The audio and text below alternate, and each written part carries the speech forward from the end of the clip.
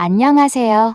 인생을 바꾸는 관점입니다. 오늘은 정말 충격적인 사연을 가지고 왔는데요. 세상에서 가장 믿었고 모든 걸 바쳤던 아들과 며느리에게 배신당해 죽음 가까이 가게 되었던 김순애님의 사연입니다. 여러 사람의 도움과 아들과 며느리에게 복수를 하고자 하는 열망이 기적을 만들었다고 하는데요. 오늘의 사연, 지금 바로 들어보시죠. 안녕하세요.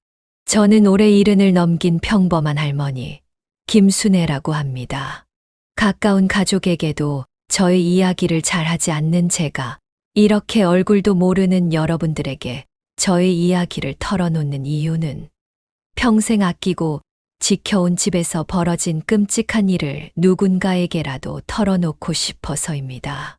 그리고 그 일을 견뎌내고 복수하기까지의 이야기를 전하며 저와 같은 사람들에게 용기와 희망을 주고 싶어서 이렇게 사연을 보내게 됐습니다. 그럼 제 이야기 끝까지 잘 들어주시면 감사하겠습니다. 지금은 검은 머리카락보다 흰 머리가 더 많아진 늙은이지만 제 인생에서도 가장 빛나고 찬란했던 시기가 있었습니다. 그 순간은 바로 남편과 함께 저희가 함께 살 집을 지었던 날이에요. 30년 전 우리는 악착같이 일해서 모은 전 재산을 털어 2층짜리 단독주택을 마련했습니다. 남편은 손수 설계도를 그리고 벽돌 하나하나에 마음을 담아 쌓아 올리면서 우리 가족만의 보금자리를 만들었어요. 우리는 이 집에서 함께 늙어가면서 나중에 아들이 결혼을 해서 낳은 손주들이 정원에서 꺄르르 웃으며 뛰어노는 그런 행복한 미래를 꿈꿨죠. 그렇게 완벽하게 완성된 저희 가족만의 집을 보고서 저와 남편은 손을 꼭 잡고 다짐했습니다. 여보, 우리 고생한 만큼 정말 행복하게 살자. 여기서 정말 소중한 추억들을 많이 만들어 나가는 거야. 우리 가족. 이제 행복할 일만 남았어. 맞아요. 우리 평생 우리 손으로 지은 이 집에서 살아요. 고생을 한 만큼 행복할 일만 남았다 싶었습니다. 저도 남편도 20살 때부터 공장에서 일하며 정말 고생을 많이 했거든요. 공장뿐 아니라 영업일을 하면서 뛰어다니기도 하고 욕도 정말 많이 먹고 울기도 정말 많이 울었지만 이렇게 빛을 보려고 그 고생을 했나 싶어 울컥하기도 했습니다. 하지만 불행히도 그 행복은 오래가지 못했습니다. 남편은 어느 순간부터 계속 숨 쉬는 것을 힘들어했고 또 가슴 쪽에 통증을 호소하기도 했어요. 처음에는 그렇게 심각하게 여기지 않았는데 가면 갈수록 증상이 악화되었기에 걱정이 된 저는 남편을 데리고 병원으로 찾아갔습니다. 정밀검진을 받은 남편이 병원에서 받은 진단은 다름 아닌 심장암이었습니다. 처음엔 믿기지 않았어요. 위암이나 대장암은 많이 들어봤는데 심장암이라는 건 난생 처음 들어봤기 때문이었죠. 심장 쪽에 발생하는 암이라 수술을 진행하는 것도 무척이나 까다롭거니와 생존율도 낮은 질환이라는 말에 하늘이 무너지는 것 같았습니다. 평생 가족을 위해 헌신한 남편이 병마와 싸워야 한다니. 정말 신이라는 게 있다면 우리 부부에게 이래도 되는 건지 싶었어요.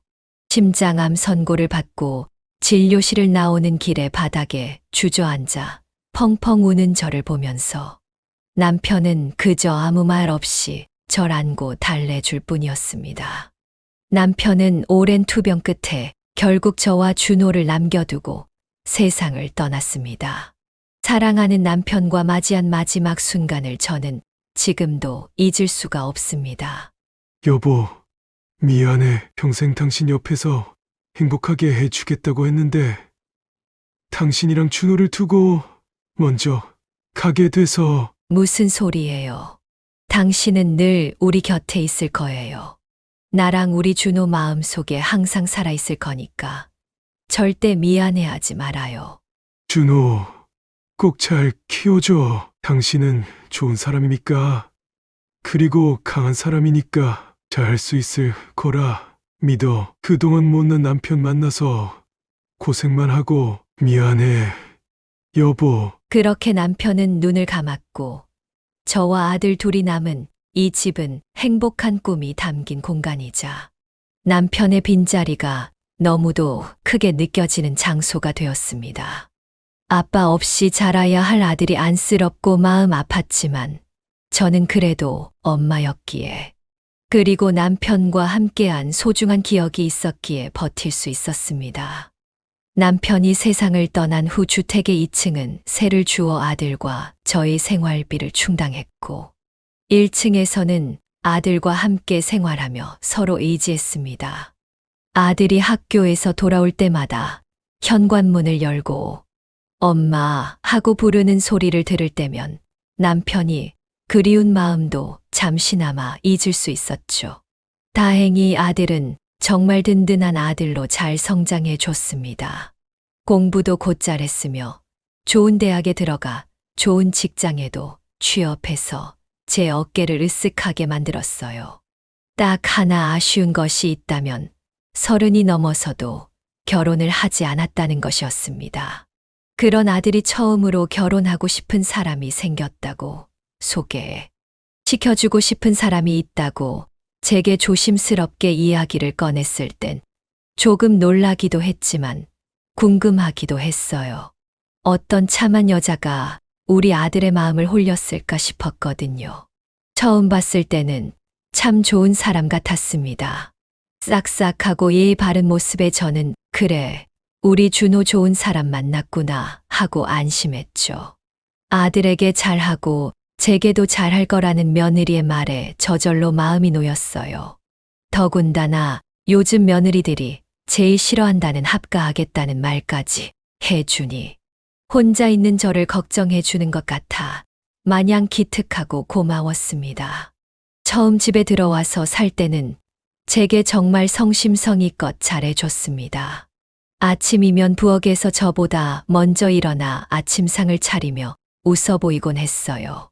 제가 좋아하는 시래기국을 끓여놓기도 하고 아들이 술을 마시고 들어오는 날이면 얼큰한 해장국을 끓여주기도 했습니다.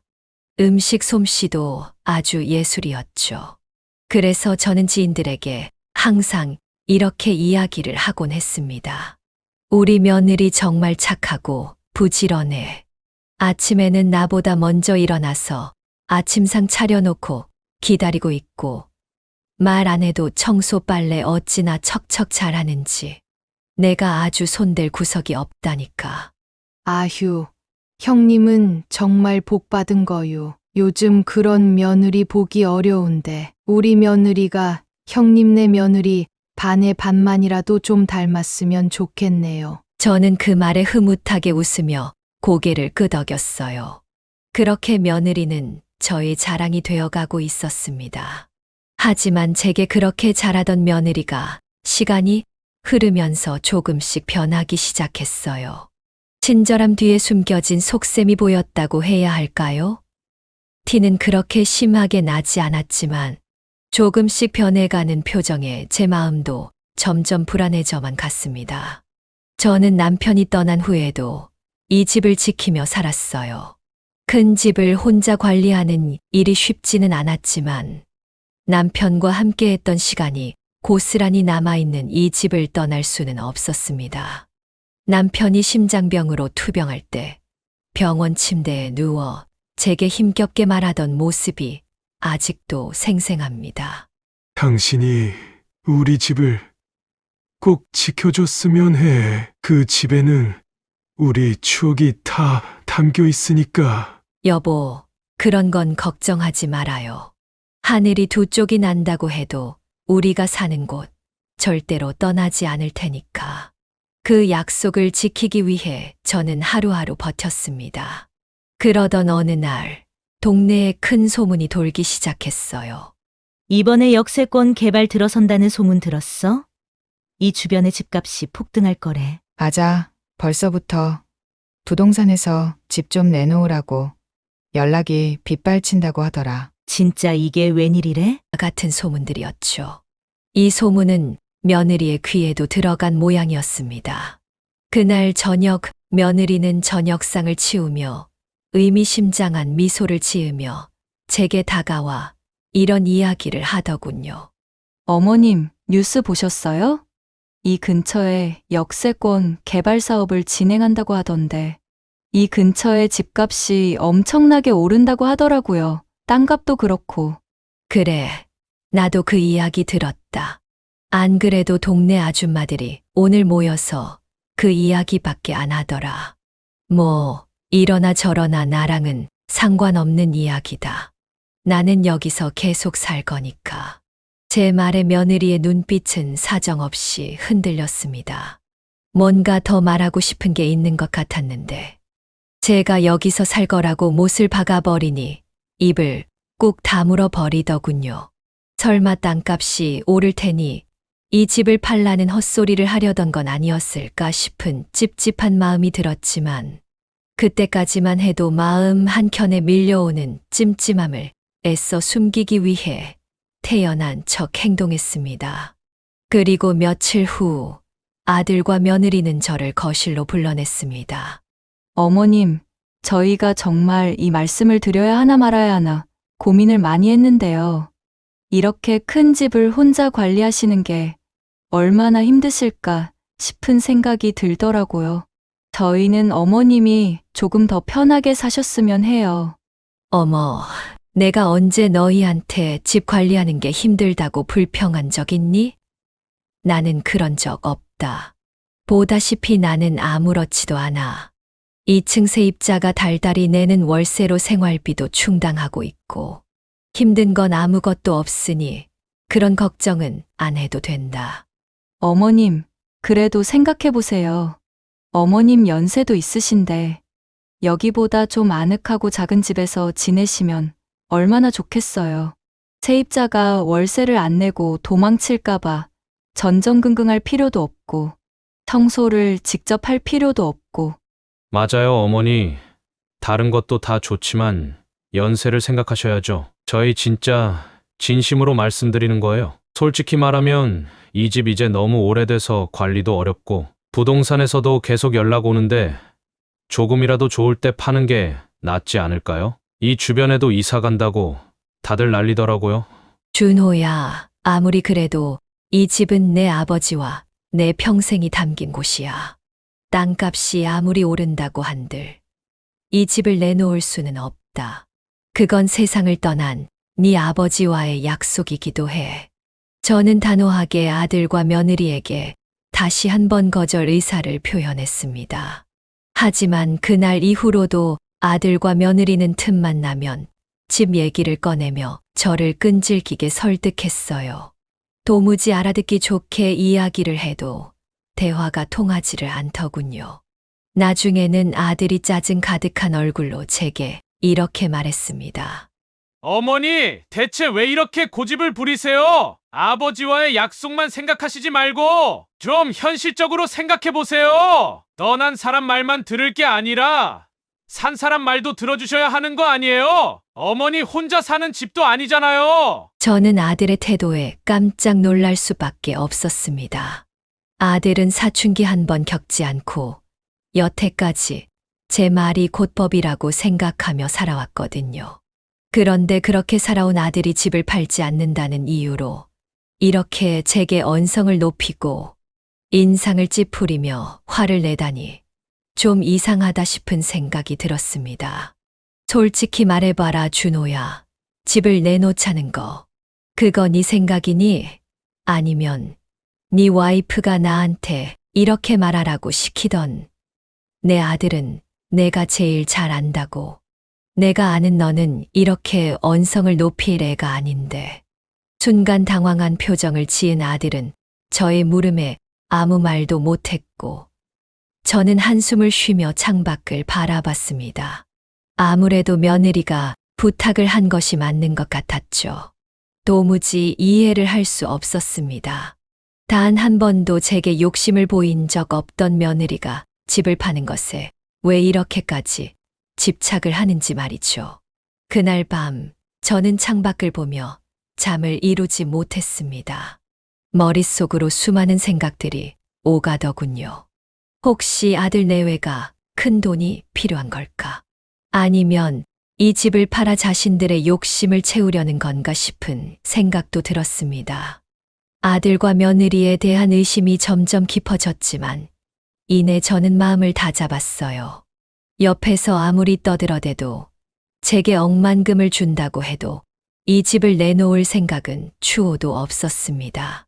이 집은 제가 지켜온 마지막 자존심이고 남편과 저의 모든 것이 담긴 곳이었으니까요. 지난 추억들이 밥을 먹여주느냐고 답답하게 생각하시는 분들도 계실 겁니다. 하지만 세상을 떠난 남편이 저희 가족을 위해 유일하게 남겨놓고 간 것이기에 어떤 수를 써서든 지키고 싶었어요. 그러던 어느 날 저는 새벽에 목이 말라 물을 마시러 주방으로 나왔다가 아들 방에서 작은 대화 소리가 새어나오는 걸 들었어요. 그래서 주방으로 가던 발걸음을 멈추고 방문 앞에서 귀를 기울였죠. 오빠, 우리 언제까지 이렇게 살아야 돼? 솔직히 오빠도 여기서 계속 어머님이랑 같이 지내는 거 싫잖아. 이번에 집 팔면 우리도 숨 좀 쉬고 살 수 있어. 집도 살 수 있고 차도 살 수 있고. 오빠는 정말 이 좋은 기회를 놓치고 싶어? 며느리의 말을 들은 아들은 깊은 한숨을 내쉬었어요. 그 한숨 소리가 제 가슴을 깊이 찔렀습니다. 저는 아들의 반응이 너무 궁금해 방문을 소리나지 않게끔 살짝 열어봤어요. 아들은 침대에 앉아 머리를 감싸쥐고 있었고 며느리는 아들의 옆에서 다정하게 손을 잡고 있었습니다. 그 모습을 몰래 지켜보는 제 손은 떨리고 눈가에는 눈물이 고이기 시작했어요.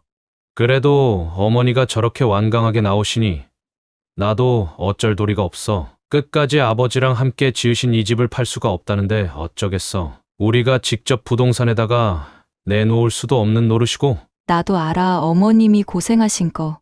어머님이 오빠 혼자서 얼마나 열심히 키우셨는데 그거 하나 모를까 봐. 근데 오빠, 우리 인생도 생각을 해야지. 예전에는 오빠랑 어머님 둘뿐이었으니까 잘 몰랐겠지만 이제 오빠는 가정이 있잖아.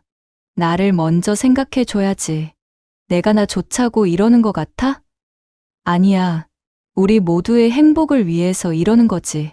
그러니까 오빠가 설득을 좀 잘 해봐. 자식 이기는 부모 없다잖아.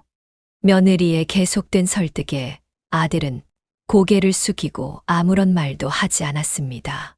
저는 그 침묵의 의미가 마음이 흔들리고 있음이라는 것을 느낄 수 있었어요. 그리고 며느리도 그 의미를 알아차린 듯 더욱 적극적으로 아들을 구슬리기 시작했습니다. 다른 거 다 필요 없어. 이 집 하나만 팔면 오빠가 하고 싶어 하는 거 다 할 수 있어. 그러니까 어머님 좀 잘 설득해봐. 정 설득이 안 되면 다른 방법을 생각해 보는 것도 있지만 아무튼 오빠가 해낼 수 있을 거라 믿어. 다른 방법이 있다는 게 무슨 소리지? 며느리와 아들의 대화를 듣고 있던 저는 숨이 확 막히는 듯한 기분이 들었습니다. 그리고 그제야 깨달을 수 있었어요. 며느리는 그저 돈 하나만 바라보고 이 집에 들어와 살았던 것이었고, 이 집을 판 돈으로 분가를 해서 자기네들끼리 잘 먹고 잘 살려는 계획을 세웠던 것이었습니다. 본인이 머릿속으로 그리고 있던 그림을 현실화시키기 위해 아들을 이용하고 있는 거였고요. 요즘 친구들 말로 현타라고 하죠. 인생의 회의감이 들기 시작했습니다. 저는 며느리가 제게 살갑게 행동했던 것이 모두 다 진심이라고 생각했어요. 그래서 주변 지인들에게 이런 며느리가 세상에 어디 있느냐며 자랑을 하고 다닐 정도로 며느리를 예뻐했고 잘해줬었는데, 며느리를 딸처럼 아낀 대가가 이런 거라니 기가 막혀서 말도 제대로 나오지 않더군요. 그 대화를 들은 이후부터 저는 아들 내외와 같이 식사를 하지 않았습니다. 아들이나 며느리가 제게 말을 걸어 올라치면 일부러 그 자리를 피해 밖으로 나가거나 제 방에 쏙 들어가 문을 잠궈버리곤 했죠. 하늘이 무너지는 한이 있더라도 절대로 이 집을 팔 수 없었습니다. 이것은 저의 다짐이기도 했지만 세상을 떠난 남편과의 약속이기도 했으니까요. 그렇게 꾸준히 아들 내외와의 대화를 외면하던 어느 날, 며느리가 뜬금없이 제게 이런 말을 건네는 겁니다. 어머님, 오늘 밤이 별 보기에 제일 좋은 날이라고 하더라고요. 이따가 저녁에 옥상에 별 보러 안 가실래요? 어머님 별 보는 거 좋아하신다고 하던데. 저는 며느리의 말에 잠시 망설였지만 살아생전 밤하늘에 떠 있는 별을 보는 걸 좋아했던 남편 생각이 나 결국 고개를 끄덕였습니다. 저도 하늘에 떠 있는 별이나 구름을 보는 걸 좋아하기도 했고요. 그렇게 해가 지고 하늘이 깜깜해질 때쯤 아들 내외와 함께 어색한 분위기에서 옥상에 올라가 함께 하늘을 올려다봤습니다. 남편이 있었다면 이런 밤하늘을 보면서 손을 꼭 잡아주지 않았을까 하는 생각에 살짝 씁쓸한 기분이 들기는 했지만 그래도 막상 선선한 바람과 탁 트인 밤하늘 그리고 그 사이에 반짝거리고 있는 별들을 바라보고 있으니 가슴은 뻥 뚫리는 것 같더군요. 그때 등 뒤에서 아들과 며느리가 뭔가 조용히 대화를 나누는 소리가 들려왔습니다. 오빠 지금이 딱 기회인 것 같아. 옥상에도 올라왔고, 어머님은 하늘 보시느라 정신 팔리셨고, 이번이 우리의 마지막 기회라는 거 잊지 마. 한 번에 성공해야 해. 한 번에 성공해야 한다는 말을 정확히 들은 저는 깜짝 놀라며 돌아봤습니다. 저를 바라보고 있는 아들의 눈빛은 이미 사정없이 흔들리고 있었고, 며느리는 얼른 아들 보고 움직이라며 등을 떠밀고 있었어요. 대체 뭘 하려고 저러는 건지 이해할 수가 없었던 저는 하늘을 바라보는 걸 멈추고 조용히 아들에게 다가갔습니다. 그 순간 아들이 빠른 속도로 제게 다가와 있는 힘껏 저를 밀어버렸습니다. 저는 어떠한 저항도 하지 못한 채 허공으로 밀려났고 몸이 가벼워지는 순간 남편의 얼굴과 어린 아들이 저를 향해 웃으며 뛰어오던 모습이 눈앞에 필름처럼 스쳐 지나갔습니다. 아, 이러려고 나를 옥상으로 불러냈구나. 내가 좋아하는 걸 빌미 삼아서 나를 이렇게 밀어버리려고. 그렇게 몇 초 후 온몸이 부서질 것 같은 통증과 함께 저는 의식을 잃고 말았어요. 얼마간의 시간이 흘렀을까? 눈을 뜨니 하얀 천장이 저를 반겨주고 있었습니다. 그리고 코에는 의료용 알코올 냄새와 병원 특유의 냄새가 풍겨오고 있었죠. 주변을 둘러보고 싶었지만 제 목에 둘러져 있는 깁스 때문에 주변을 둘러볼 수가 없었습니다. 게다가 온팔과 다리에 붕대가 둘러져 있었기도 했고 통증 때문에 손가락 하나도 제대로 까딱할 수가 없었어요. 3층 높이의 옥상에서 떨어진 것까지는 기억이 나는데 그 이후의 기억이 전혀 나질 않았습니다. 일단 확실한 건 제가 살아서 병원에 실려왔다는 것이었죠. 이게 어떻게 된 건지 계속해서 상황을 파악하고 있던 순간 커튼이 거쳐지고 의사 선생님께서 절 찾아오셨습니다. 환자분, 정신이 좀 드세요? 여기가 어딘지 아시겠어요? 병원. 저 살아있는 거 맞죠? 선생님, 제가 여기에 어떻게 하다가 실려오게 됐는지 혹시 아시는 것 있나요? 저는 기억이 전혀 나질 않아서요.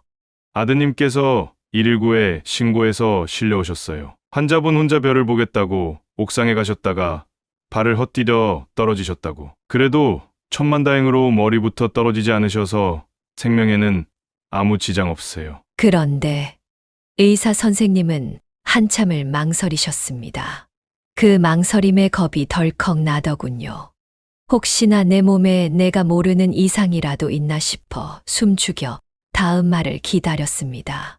그런데 이어진 의사 선생님의 말은 가히 충격적이었어요. 떨어지실 때 척추신경이 심하게 손상되셨습니다. 그래서 앞으로 이동을 하는 데 있어 많은 제약을 받게 되실 거예요. 쉽게 말해 하반신 마비가 찾아왔다는 겁니다. 네, 그게 무슨 말씀이세요, 선생님? 하반신 마비라니요.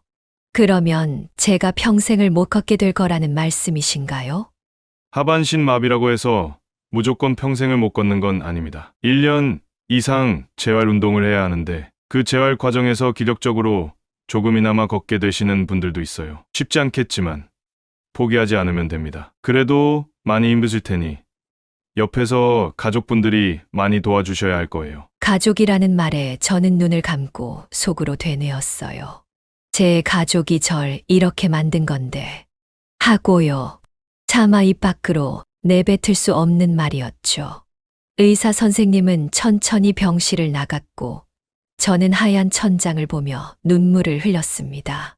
비록 몸은 움직일 수 없었지만 마음만큼은 분노로 끓어오르고 있었어요.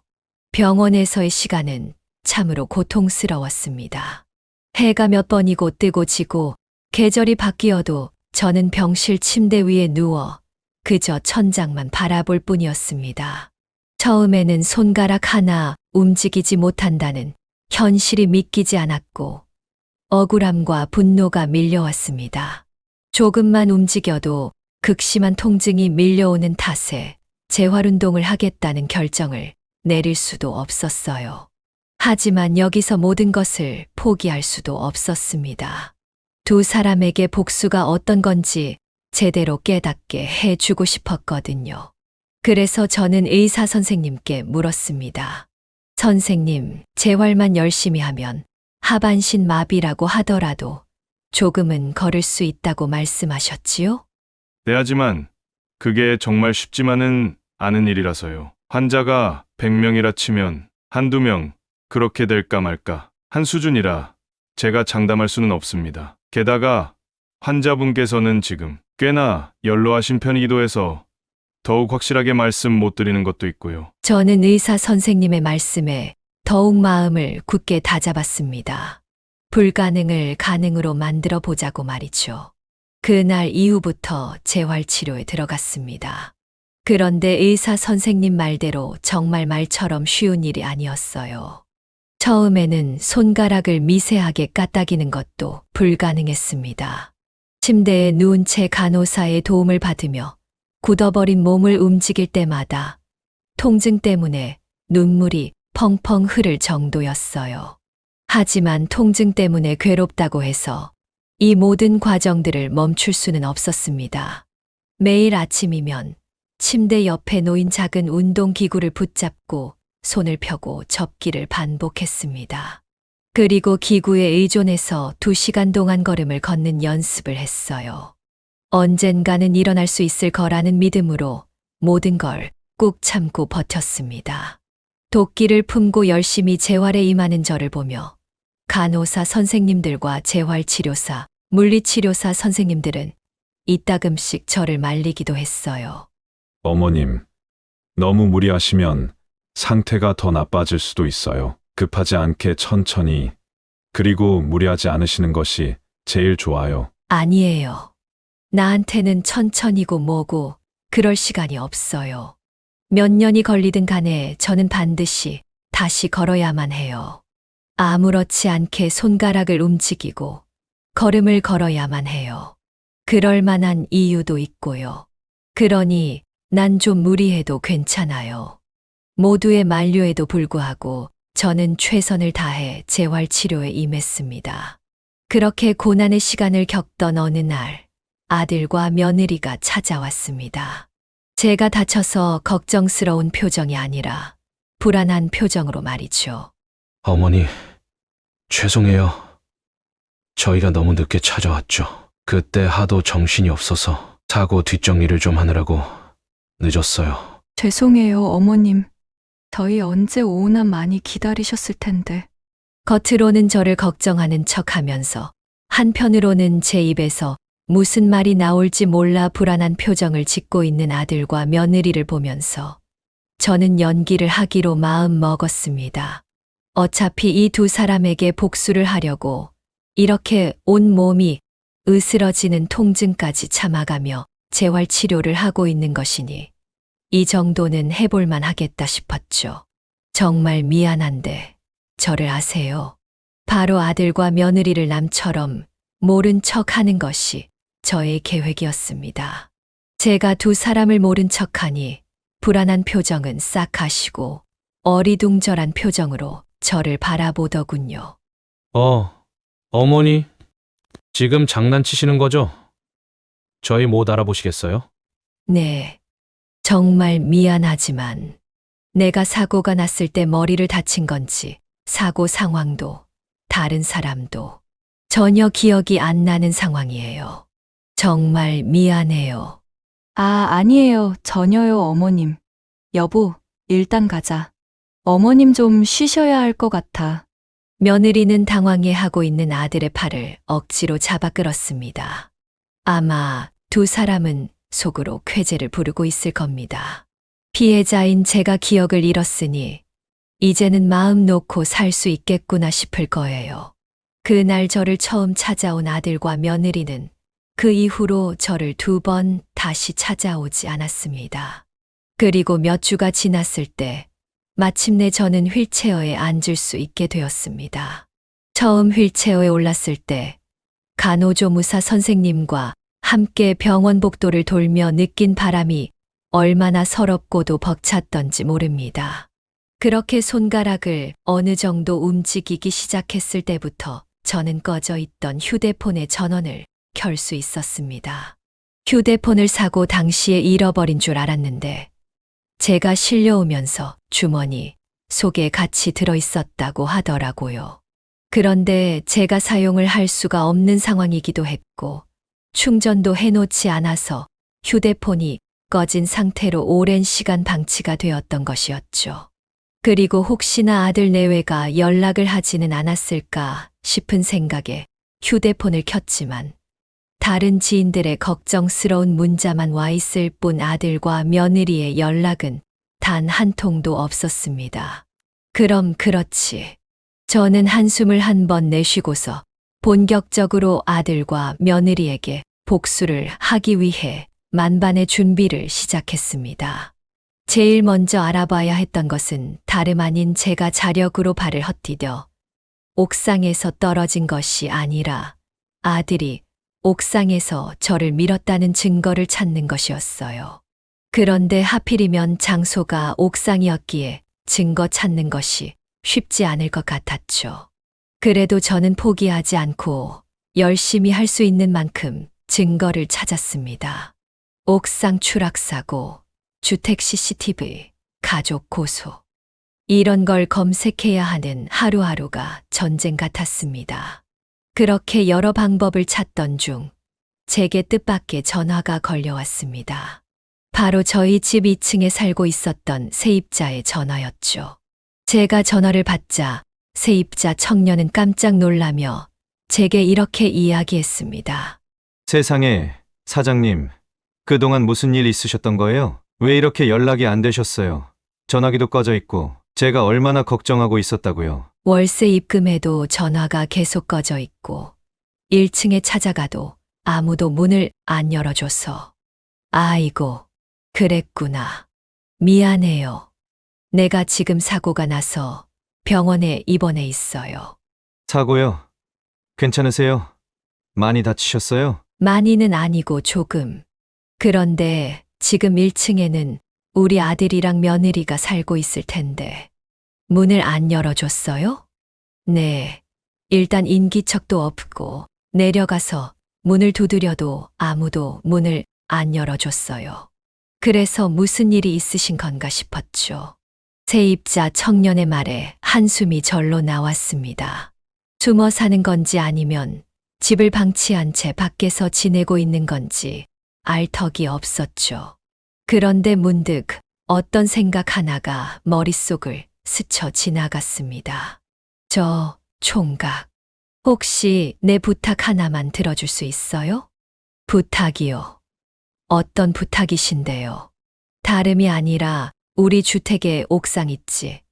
그쪽을 비추고 있는 CCTV가 근처에 있어요? 아무래도 없겠지. 저희 집 옥상 쪽을 비추는 CCTV요? 글쎄요. 잘 모르겠는데요. 아마 찾아봐야 할 것 같아요. 그런데 CCTV는 왜요? 내가 꼭 필요한 일이 있어서 그래. 혹시 주변에 그런 CCTV 같은 게 있는지 살펴보고 나한테 전화 좀 줄 수 있을까요? 네, 알겠습니다. 제가 살펴보고 연락드릴게요. 청년은 전화를 끊은 지 30분도 되지 않아 제게 다시 전화를 줬습니다. 그리고 놀라운 사실 하나를 알려줬어요.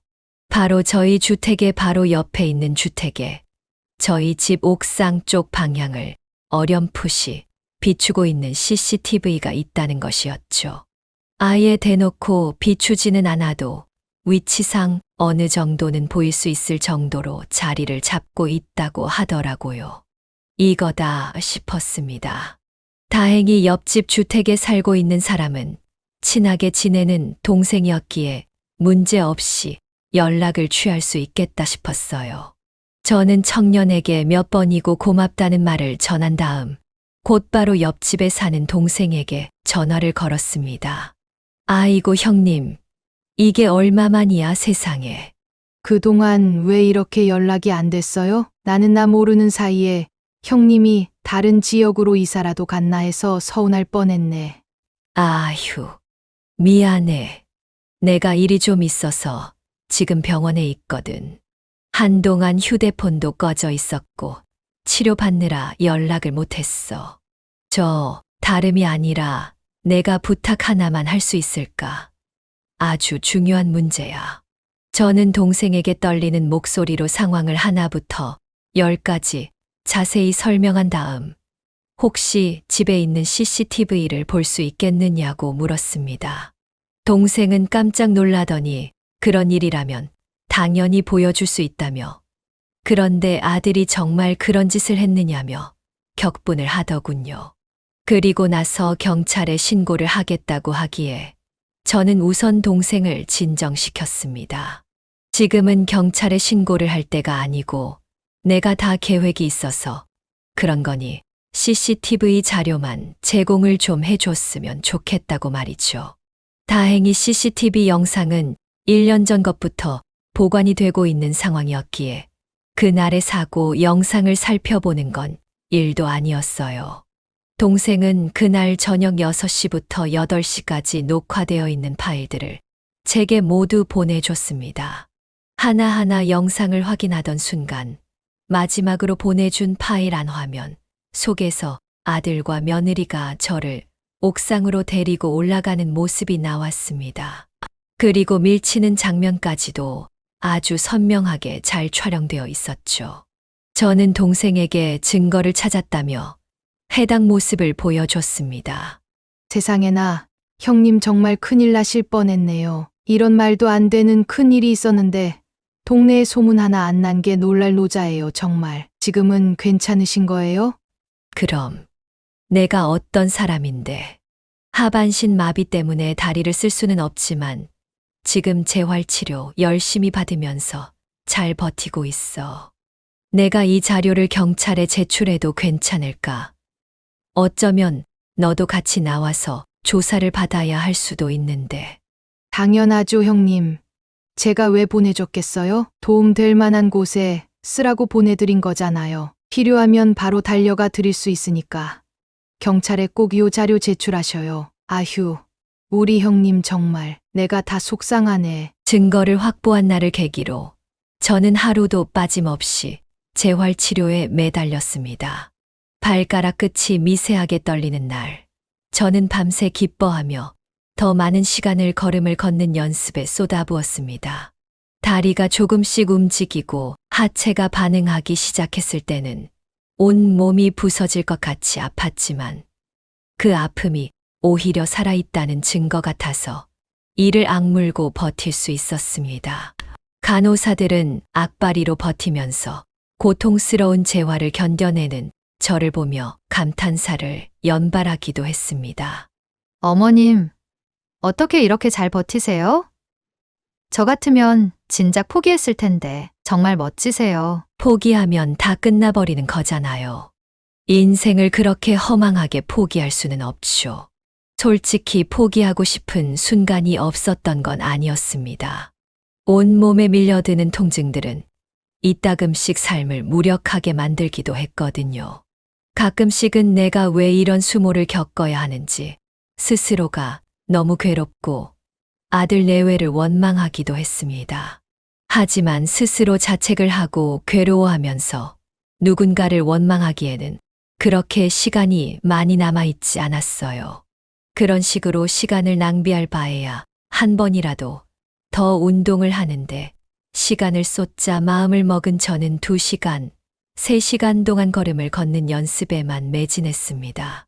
그리고 시간이 흐르고 또 흘러 드디어 목발을 짚고 일어서서 몇 걸음을 내디딘 날, 병원의 간호사들과 의사 선생님은 놀라서 눈시울을 붉히기도 했어요. 하반신 마비 환자가 이렇게 자력으로 일어나서 목발까지 짚는 건 정말 어려운 일인데 젊은 사람도 이렇게 못해요, 어머님. 정말 대단하신 거예요. 그렇게 열심히 재활을 받으시더니 드디어 해내셨네요. 축하드려요. 저는 목발을 짚고 눈물을 뚝뚝 흘리며 제게 박수를 치는 사람들을 향해 웃어 보였습니다. 그리고 저는 퇴원을 한 후 곧바로 집에 돌아가지 않고 2층 세입자 청년의 집으로 향했어요. 혹시라도 비밀번호를 바꿔놓았을 수도 있고 지금은 아들과 며느리의 얼굴을 보고 싶지 않았거든요. 세입자 청년은 목발을 짚는 저를 부축하면서 거실에 있는 소파에 저를 앉혀주었습니다. 저는 청년에게 CCTV가 있다는 사실을 알려줘서 고맙다고, 덕분에 문제들을 해결할 수 있을 것 같다고, 고맙다는 인사를 건넸어요. 제가 일을 해결하는 데 도움이 되었다니 정말 다행이에요. 그런데 대체 무슨 일이 있으셨던 건지 여쭤봐도 될까요? 대체 뭐길래 옥상을 비추고 있는 CCTV 자료까지 필요하신 건지, 그리고 다리는 왜 이렇게 되신 건지도요. 청년의 물음에 저는 망설이지 않고 그동안에 있었던 모든 일들을 털어놓았습니다.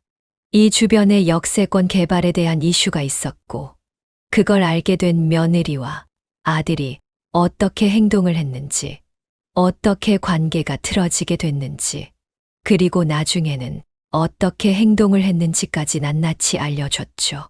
청년은 도무지 믿기 힘들다는 듯 입을 쩍 벌리고 저를 멍하니 쳐다보고만 있었습니다. 사실 저도 마찬가지였어요.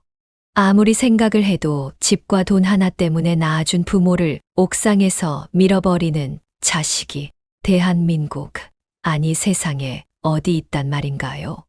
저는 그날 늦은 새벽에 들어와서 그런 사고가 있었는지도 몰랐어요. 진짜 어떻게 다른 사람도 아니고 자기 부모한테 그럴 수가 있는지 충분히 복수를 생각하고 계시만 하네요. 마음고생, 몸고생 정말 많으셨을 것 같아요. 그렇지. 나는 내 아들이 나한테 그런 말도 안 되는 짓을 하리라고는 상상조차 해본 적이 없으니까.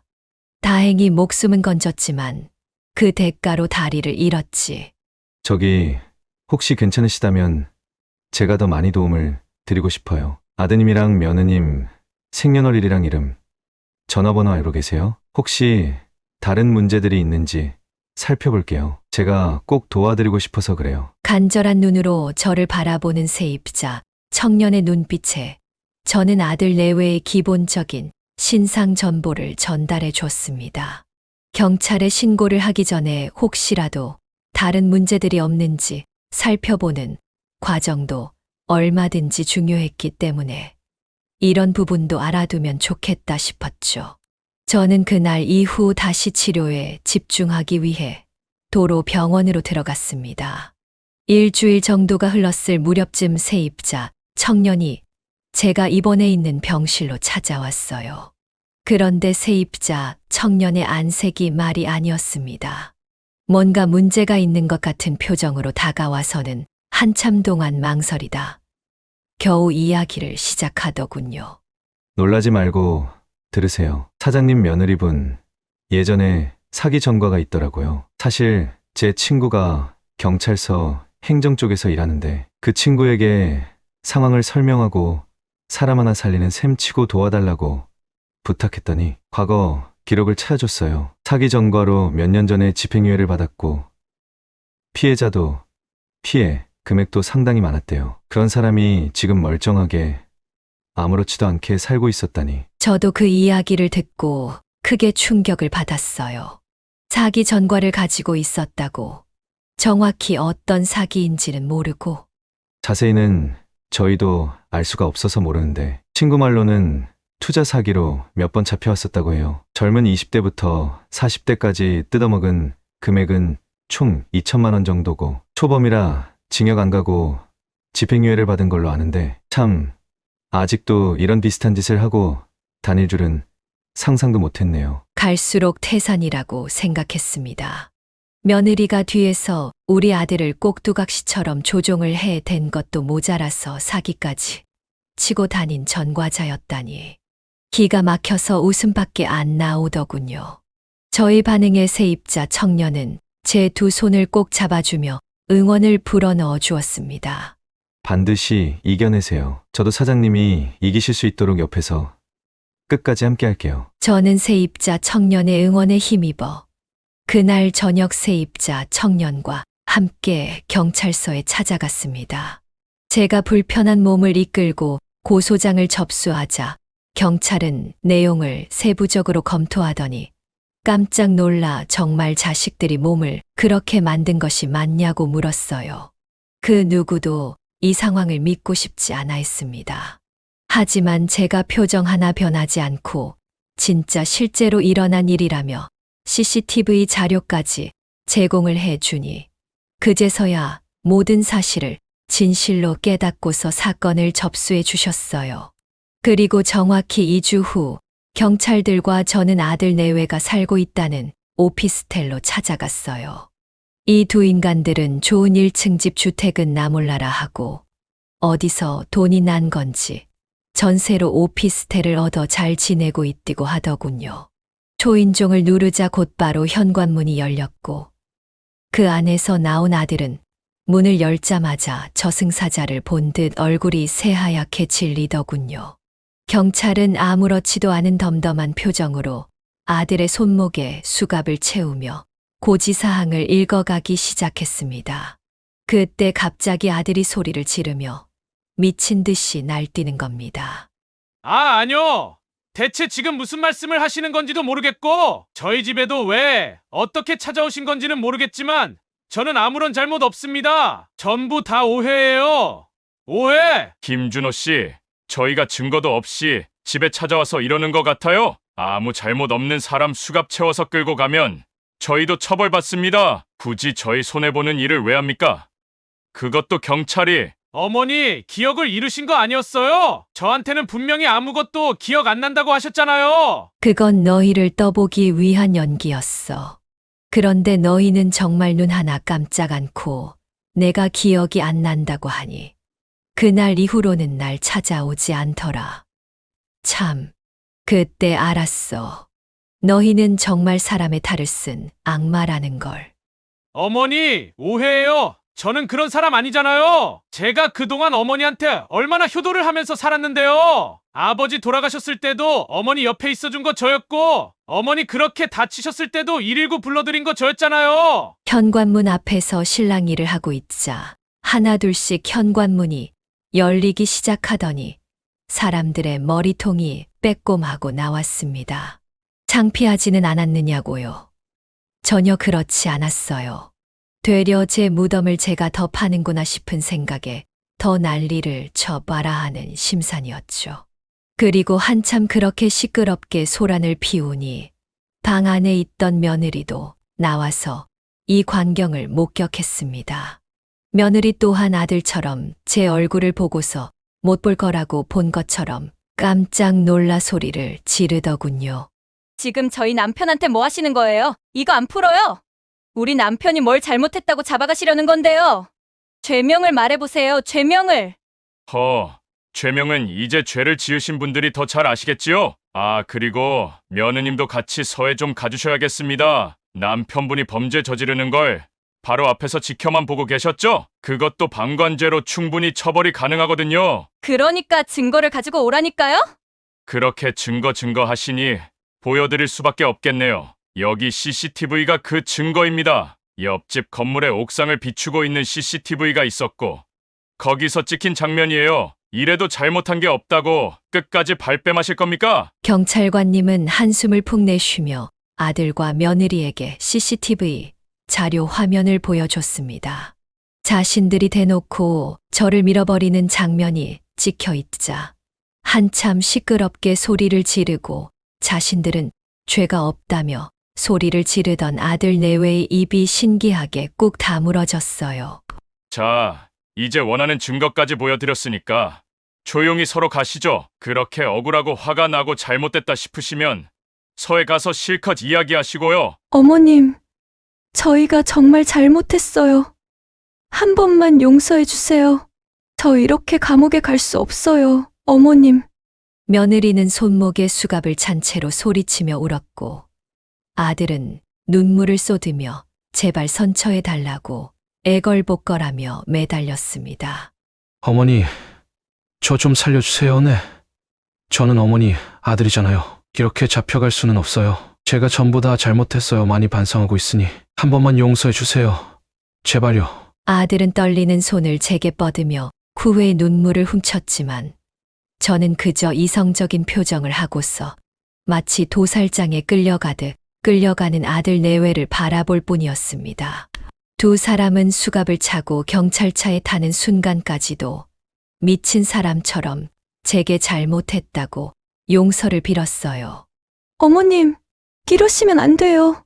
저 진짜 잘못했어요. 다시는 안 그럴게요. 제발요. 제발 저희 좀 살려주세요. 그 순간 저는 속으로 생각했습니다.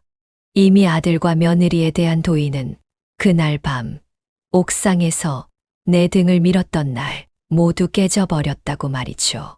이제 와서 잘못을 빌어봤자 아무 소용이 없다는 걸, 너무 먼 길을 와 버렸다는 것을 아들과 며느리도 제대로 깨달아야 했습니다. 아들 며느리는 그렇게 경찰에 잡혀간 이후 본격적으로 구속이 되었다고 했습니다. 아들과 며느리가 구속된 후에도 제 삶은 멈춰 있지 않았어요. 끝나지 않을 재활 치료는 계속 이어졌습니다. 고민하고 있던 모든 것들이 해결되었기에 제 몸을 더 챙기고 싶었거든요. 처음 목발을 짚고 몇 걸음을 내디딜 때의 감격을 잊을 수가 없었기에 이제는 목발 없이도 걸을 수 있기를 바라는 마음을 담아 재활을 계속했습니다. 이제 조금만 더 버티자. 그렇게 생각을 하면서 하루하루 긍정적인 마음을 가지고 살아갔습니다. 그리고 무엇보다 그토록 바라던 집으로 돌아왔을 때 혼자가 아니라는 사실이 저를 버티게 했습니다.